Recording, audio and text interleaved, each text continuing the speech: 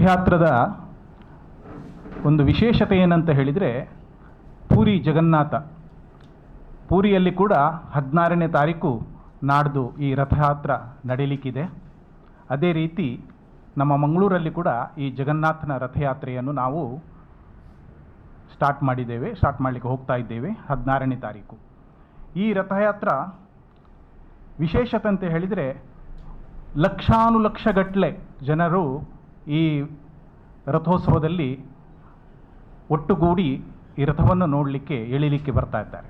ಹಾಗೆ ಪೂರಿಯಲ್ಲಿ ಲಕ್ಷಗಟ್ಟಲೆ ಜನರು ಬರ್ತಾ ಇದ್ದಾರೆ.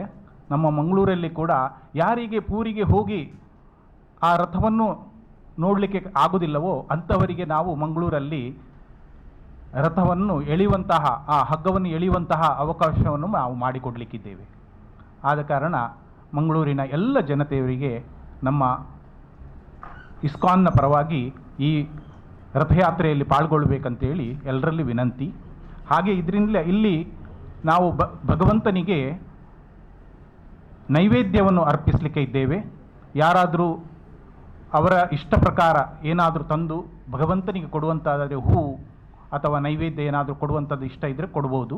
ಹಾಗೆ ನಾವು ಲೇಡಿ ಹಿಲ್ಲಿಂದ ಸ್ಟಾರ್ಟ್ ಮಾಡಿದಂತಹ ರಥ ಟೌನ್ ಹಾಲ್ವರೆಗೆ ಹೋಗುವಾಗ ರಸ್ತೆಯಲ್ಲಿ ಯಾರೆಲ್ಲ ಭಕ್ತರು ಬರ್ತಾರೆ ಅವರಿಗೆ ಕೂಡ ನಾವು ಅವಕಾಶ ಮಾಡಿಕೊಡ್ತೇವೆ ರಥವನ್ನು ಎಳೀಲಿಕ್ಕೆ. ಹಾಗೆ ಪ್ರಸಾದವನ್ನು ಸಹ ಡಿಸ್ಟ್ರಿಬ್ಯೂಷನ್ ಮಾಡ್ತಾ ಹೋಗ್ತೇವೆ. ಹಾಗೆ ಅಲ್ಲಲ್ಲಿ ಆರತಿಯ ಕೂಡ ಅವಕಾಶವನ್ನು ನಾವು ಮಾಡಿಕೊಡಲಿಕ್ಕಿದ್ದೇವೆ. ಆದ ಕಾರಣ ಎಲ್ಲ ಈ ಮಾಧ್ಯಮದ ಮುಖಾಂತರ ಈ ಒಂದು ರಥಯಾತ್ರೆಯನ್ನು ಎಲ್ಲರಿಗೆ ತಿಳಿಸಿ ಎಲ್ಲರೂ ಅದರಲ್ಲಿ ಪಾಲ್ಗೊಳ್ಳುವಂತೆ ಮಾಡಬೇಕಂತೇಳಿ ನಿಮ್ಮೆಲ್ಲರಲ್ಲಿ ವಿನಂತಿ. ಹರೇ ಕೃಷ್ಣ.